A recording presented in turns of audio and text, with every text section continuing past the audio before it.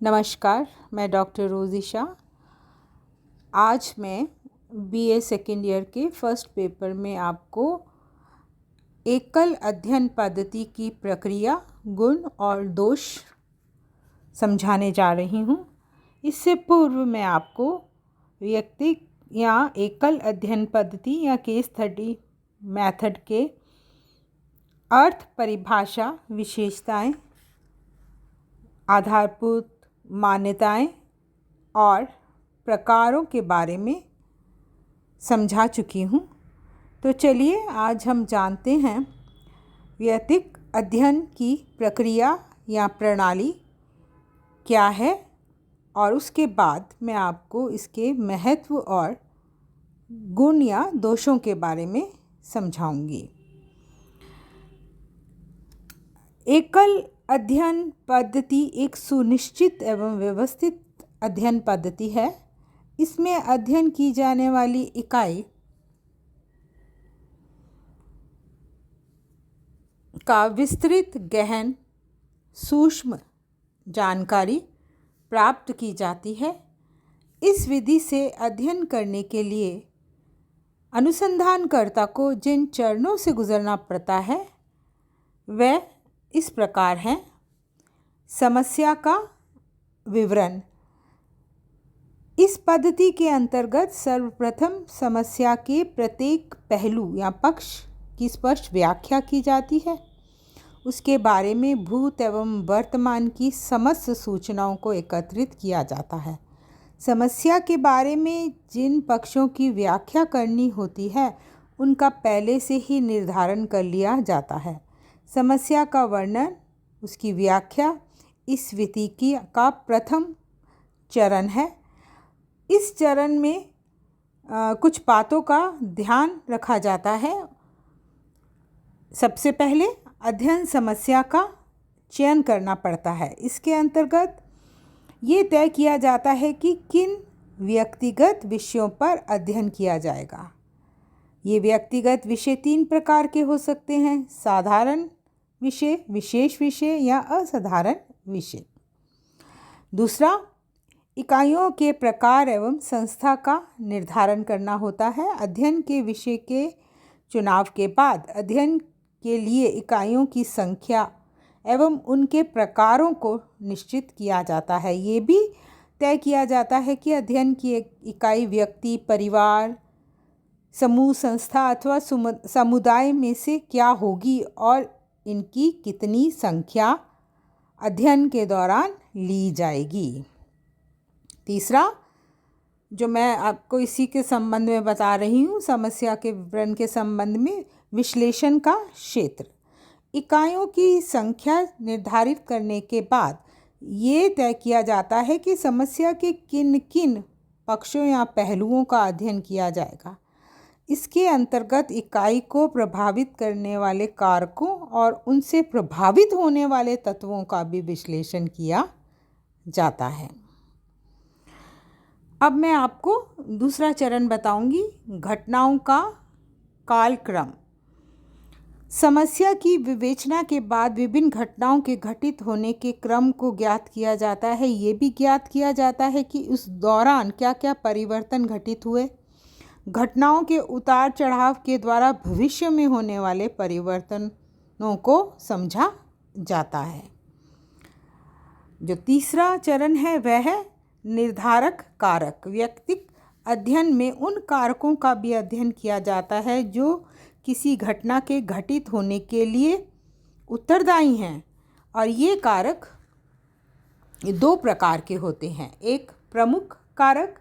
ये वह कारक हैं जो किसी घटना के घटित होने के लिए मूल रूप से उत्तरदायी रहे हैं। उदाहरण बता रही हूँ इसका, जैसे व्यक्ति को अपराधी बनाने के लिए उसके साथियों का योगदान तथा निर्धनता प्रमुख कारक हो सकता है। अब मैं आपको बताऊंगी सहायक कारक। ये वह कारक है जो प्रमुख कारकों की सहायता करते हैं। इसका उदाहरण जानिए। व्यक्ति को अपराधी बनाने में गरीबी के अतिरिक्त पुलिस का अत्याचार, माता पिता का गलत व्यवहार एवं मानसिक तनाव आदि सहायक कारक के रूप में कार्य कर सकते हैं। अब मैं आपको चौथा इसका प्रक्रिया का आधार चरण बताने जा रही हूँ, विश्लेषण एवं निष्कर्ष। एकल अध्ययन पद्धति का ये अंतिम चरण है। इसमें तथ्यों एवं सूचनाओं के आधार पर घटना का विश्लेषण करना और उसके बाद विश्लेषण करने के बाद निष्कर्ष निकाला जाता है। निष्कर्षों के आधार पर ही सामान्यीकरण किया जाता है। विश्लेषण के दौरान घटना के बारे में कारण यानी किन कारणों से वह घटना घटित हुई है उसे ज्ञात किया जाता है। इसमें तथ्यों का वर्गीकरण, संकेतीकरण, सारणीकरण किया जाता है। साथ ही समस्या के निदान और समाधान भी प्रस्तुत किए जाते हैं कि समाधान अर्थात उपचार। इसमें अध्ययनकर्ता द्वारा अध्ययन की कमियों और भविष्य की संभावनाओं का भी वर्णन किया जाता है। अब हम एकल अध्ययन पद्धति के महत्व को समझेंगे। वर्तमान में सामाजिक अनुसंधान में एकल अध्ययन पद्धति का प्रयोग अधिक होने लगा है। किसी प्रश्नावली को तैयार करने से पूर्व तथा मुख्य इंटरव्यू के संचालन से पूर्व अनुसंधानकर्ता अनेक व्यक्तिगत मामलों की जानकारी प्राप्त करना उपयोगी मानते हैं। इस संबंध में आपको मैं लुंडबर्ग की परिभाषा बताना चाहूँगी। उन्होंने लिखते हैं कि व्यक्तिक पद्धति स्वयं में बिल्कुल एक वैज्ञानिक पद्धति नहीं है, वरन वैज्ञानिक कार्य प्रणाली में एक सोपान है। इस संदर्भ में गोफमैन ने भी लिखा है। वह लिखते हैं, इस विधि को समाज विज्ञान की एकमात्र गहन एवं विश्वसनीय विधि माना जा सकता है। यहाँ हम अब इसके उपयोगिता और गुणों को समझने का प्रयास करेंगे। महत्व, सूक्ष्म अध्ययन। इस विधि के द्वारा किसी भी इकाई का सूक्ष्म गहन अध्ययन किया जाता है। इसके द्वारा समस्या के सामान्य तथा विशिष्ट सभी पहलुओं पक्षों का अध्ययन किया जाता है। उपकल्पनाओं का स्रोत। इस विधि के द्वारा जो निष्कर्ष निकाले जाते हैं उनसे महत्वपूर्ण उपकल्पनाओं का निर्माण किया जाता है। ये मैं आपको उपकल्पना का जो चैप्टर है आप पढ़ चुके हैं, समझ चुके हैं। उपकल्पनाओं का निर्माण किया जाता है। परिस्थितियों एवं व्यक्तियों की प्रकृति की जानकारी प्राप्त कर सामान्यीकरण किया जाता है, जो नवीन उपकल्पनाओं को जन्म देते हैं।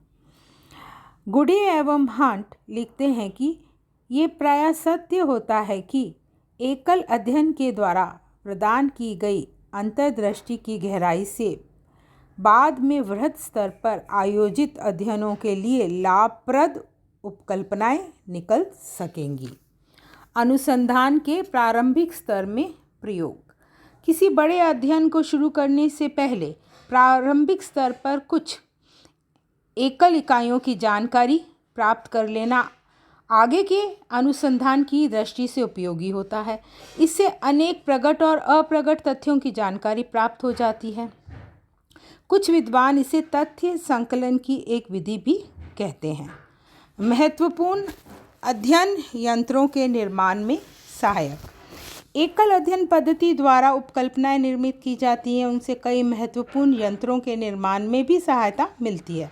ये महत्वपूर्ण यंत्र हैं जैसे अनुसूची, प्रश्नावली, साक्षात्कार पथ। प्रदिशिका के निर्माण के पूर्व एकल अध्ययन कर लेना उपयोगी होता है। इससे अध्ययनकर्ता को ये विश्वास हो जाता है कि उसने समस्त उपयोगी और अध्ययन से संबंधित सामग्री को अध्ययन यंत्रों में शामिल कर लिया है। व्यक्तिक मनोवृत्तियों की जानकारी। इसके अंतर्गत एकल अध्ययन पद्धति द्वारा व्यक्तियों के विचारों, मूल्यों, मनोवृत्तियों, व्यवहारों, धारणाओं के बारे में जानकारी प्राप्त होती है। ऐसी जानकारी व्यक्ति की सामान्य प्रकृति को समझने में बहुत मददगार होती है। सामग्री की पूर्णता। एकल अध्ययन इस दृष्टि से भी बहुत उपयोगी है कि इसके द्वारा इकाई के बारे में पूरी जानकारी मिल जाती है तथा इसके द्वारा जो सामग्री एकत्रित की जाती है वे किसी अन्य विधि द्वारा नहीं की जा सकती। घटनाओं की निरंतर तस्वीर। एकल अध्ययन में किसी व्यक्ति अथवा घटना की कालक्रम के अनुसार निरंतरता पाई जाती है। समय अनुसार उसमें आने वाले उतार चढ़ाव परिवर्तनों की क्रमबद्ध तस्वीर इस विधि के द्वारा खींची जा सकती है। तुलना एवं वर्गीकरण का आधार। एकल अध्ययनों के द्वारा इकाइयों के गुणों की जानकारी प्राप्त होती है। समूह के विशेष अध्ययन हेतु उसे उपयुक्त वर्गों में विभक्त किया जा सकता है, जिससे विभिन्न इकाइयों एवं वर्गों में तुलना करना तथा विरोधी इकाइयों को ज्ञात करना आसान हो जाता है। सामान्यीकरण का आधार इसका अगला महत्व है। ये विधि सामान्यीकरण का सफल आधार प्रस्तुत करती है। विभिन्न इकाइयों के गहन विस्तृत सूक्ष्म अध्ययन द्वारा सामान्यीकरण प्राप्त किए जाते हैं, जिन्हें समग्र पर यूनिवर्सल पर लागू किया जा सकता है। नए अनुभवों का ज्ञान। इस संबंध में मैं आपको एक परिभाषा बताना चाहूँगी। गुडे एवं हंट का मत है कि अधिकांश सर्वेक्षण कार्य की सीमा निश्चित होने के कारण वास्तव में अनुसंधानकर्ता विश्लेषण स्तर पर विस्तृत अनुभव प्राप्त करता है, जब प्रश्नों के अर्थों की गहराई छानबीन की जाती है।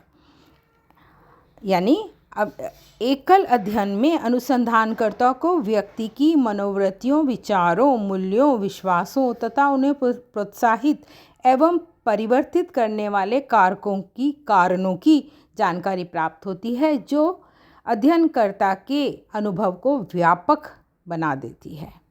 जीवन के प्रारंभिक कारकों का अध्ययन। एकल अध्ययन द्वारा व्यक्ति के जीवन के कई तथ्यों का ज्ञान प्राप्त होता है। इसके द्वारा व्यक्ति की क्रियाओं के निर्धारक कारकों, उनका प्रभाव तथा घटनाओं के बारे में कार्य कारण संबंधों को ज्ञात किया जाता है। वैज्ञानिक अध्ययन के लिए ये ज़रूरी है कि हम किसी भी घटना को कार्य कारण संदर्भ में देखें। दीर्घ प्रक्रियाओं का अध्ययन। एकल अध्ययन में हम व्यक्ति के जीवन में घटित होने वाली विभिन्न प्रक्रियाओं का परिचय प्राप्त करते हैं। व्यक्ति के समाजीकरण की प्रक्रिया अथवा उसके अपराधी या सफल व्यवसायी बनने में किन किन प्रक्रियाओं से उसे गुजरना पड़ा है, इसका ज्ञान तथा व्यक्ति के जीवन में परिवर्तन की प्रक्रिया की जानकारी प्राप्त करने का ये सबसे अधिक उपयोगी तरीका है। एकल अध्ययन पद्धति। विभिन्न विधियों का प्रयोग। विभिन्न प्रकार की सूचनाएं प्राप्त करने में एकल अध्ययन के अंतर्गत अनुसंधानकर्ता संगठन के द्वारा प्रयोग की जाने वाली प्रविधियों एवं साधनों, ये प्रविधियां और साधन हैं, जैसे गहन साक्षात्कार, प्रश्नावली, आत्मकथा, प्रलेख, अन्य व्यक्तियों के द्वारा अध्ययन प्रतिवेदन तथा पत्र आदि का प्रयोग कर सकता है। Study of personalities. व्यक्तित्वों का अध्ययन। एकल अध्ययन द्वारा व्यक्तियों के जीवन संबंधी भूतकालीन एवं वर्तमान स्थितियों की जानकारी प्राप्त की जाती है। व्यक्ति के बौद्धिक एवं सांस्कृतिक स्तरों, उसके व्यवहारों, स्वभावों, क्षमताओं, चरित्र आदि का ज्ञान प्राप्त करके इस विधि द्वारा उसके संपूर्ण व्यक्तित्व को समझा जाता है और ये विधि उसके व्यक्तित्व को समझने में बहुत सहायक होती है। मनोवैज्ञानिक अध्ययनों में सहायक। एकल अध्ययन पद्धति द्वारा मनोवैज्ञानिक अध्ययन करना बहुत ही उपयोगी सिद्ध हुआ है। निदानात्मक मनोविज्ञान, औद्योगिक मनोविज्ञान, मनोविकृति विज्ञान आदि से संबंधित समस्याओं के अध्ययन में ये विधि बहुत अधिक उपयोगी समझी जाती है। जैसे कि अभी मैंने आपको एकल अध्ययन पद्धति की उपयोगिता बताई, महत्व बताए, लेकिन इसके साथ ही इसके कुछ दोष या सीमाएं भी हैं, वो मैं आपको अभी समझाने जा रही हूँ। एकल अध्ययन पद्धति के लाभ, गुण, उपयोग हैं, लेकिन इनके ये दोषों से मुक्त नहीं हैं। सबसे पहले अवैज्ञानिक विधि। इस विधि में कुछ इकाइयों के अध्ययन के आधार पर ये निष्कर्ष निकाल लिए जाते हैं और उस निष्कर्ष को पूरे समग्र पर लागू किया जाता है। साथ ही इसमें सूचना संकलित एकत्रित करने की प्रक्रिया भी संगठित और नियमित नहीं होती है। इसमें व्यक्ति के जीवन संबंधी सूचनाओं का सत्यापन और प्रमापीकरण भी संभव नहीं है, इसलिए इसे अवैज्ञानिक पद्धति कहा जाता है। दूसरा, दोषपूर्ण सामान्यीकरण। एकल अध्ययन पद्धति द्वारा कुछ इकाइयों के बारे में सामग्री तो काफ़ी प्राप्त कर ली जाती है, लेकिन थोड़े से अध्ययनों के आधार पर प्राप्त सामान्यीकरणों को समग्र पर लागू करना अनुसंधान के मौलिक सिद्धांत के विरुद्ध है। इसका एक कारण ये है कि थोड़ी सी इकाइयों को विशाल क्षेत्र के प्रतिनिधि के रूप में भी स्वीकार नहीं किया जा सकता। इसलिए एकल अध्ययन पद्धति द्वारा प्राप्त सामान्यीकरण सीमित और अवैज्ञानिक कहे जा सकते हैं। सीमित अध्ययन। एकल अध्ययन में केवल कुछ इकाइयों का चयन करके अध्ययन किया जाता है, इसलिए इस विधि के द्वारा विस्तृत क्षेत्र का अध्ययन संभव नहीं है। अत्यधिक खर्चीली एवं समय लेने वाली विधि। एकल अध्ययन पद्धति में बहुत धन, समय लगता है, क्योंकि इसमें किसी भी इकाई का गहन अध्ययन करने के लिए उससे संबंधित आत्मकथा, जीवन इतिहास, पत्र, डायरी एवं साक्षात्कार आदि द्वारा सूचनाएं एकत्र करने में काफ़ी समय की आवश्यकता होती है और साथ ही साथ धन भी अधिक खर्च होता है। निदर्शन का अभाव। निदर्शन, सैम्पलिंग। इस विधि में निदर्शन का प्रयोग नहीं किया जाता। संख्या कम होने से इकाइयों का उद्देश्यपूर्ण चयन किया जाता है। दोषपूर्ण रिकॉर्ड। एकल अध्ययन पद्धति में विषयों में प्राप्त सामग्री को विश्वसनीय नहीं कहा जा सकता, क्योंकि कई बार रिकॉर्ड अपूर्ण होते हैं और त्रुटिपूर्ण होते हैं, और यदि वे असावधानीपूर्वक लिखे गए हैं तो यथार्थ स्थिति के विपरीत जानकारी भी दे सकते हैं।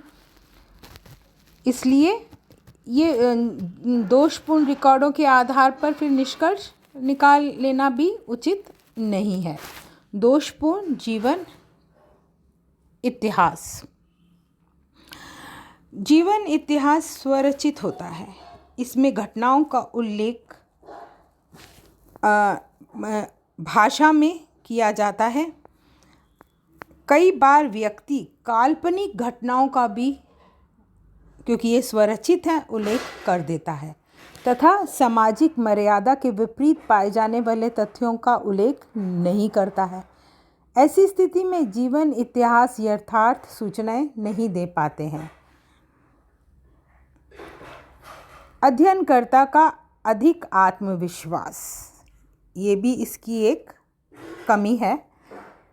एकल अध्ययन पद्धति में अध्ययनकर्ता को ये भ्रम हो जाता है कि उसे सभी बातों की पूर्ण जानकारी है, इसीलिए उसके द्वारा एकत्र किए गए गलत तथ्य भी उसे सही लगने लगते हैं। ऐसी स्थिति में वह अनुसंधान द्वारा प्राप्त तथ्यों पर अधिक विश्वास कर लेता है और उनकी पुनः परीक्षा भी नहीं करता है। इससे अनुसंधान में गलत सामग्री का समावेश हो जाता है। अनुसंधानकर्ता का पक्षपात।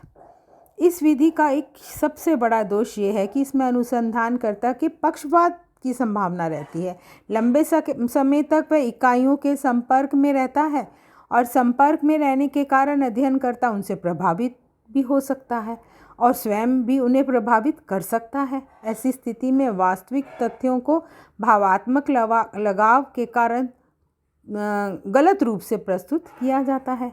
परिणाम स्वरूप प्राप्त निष्कर्ष अवैज्ञानिक, पक्षपातपूर्ण हो जाते हैं। सामग्री की विश्वसनीयता की जांच असंभव। इस प्रणाली का एक दोष ये भी है कि इसके द्वारा जो तथ्य एकत्र किए जाते हैं उनकी विश्वसनीयता की जांच करना संपूर्ण नहीं है। कई तथ्यों के बारे में स्वयं व्यक्ति के अतिरिक्त अन्य लोगों को जानकारी नहीं होती और ना ही इकाइयों की तुलना किन्हीं अन्य इकाइयों से की जा सकती है। इन कमियों के अतिरिक्त कई बार प्रलेखों, पत्रों, डायरियों और एवं जीवन इतिहास को प्राप्त करना भी बहुत कठिन होता है जो व्यक्ति के बारे में पूर्ण जानकारी प्रदान करे।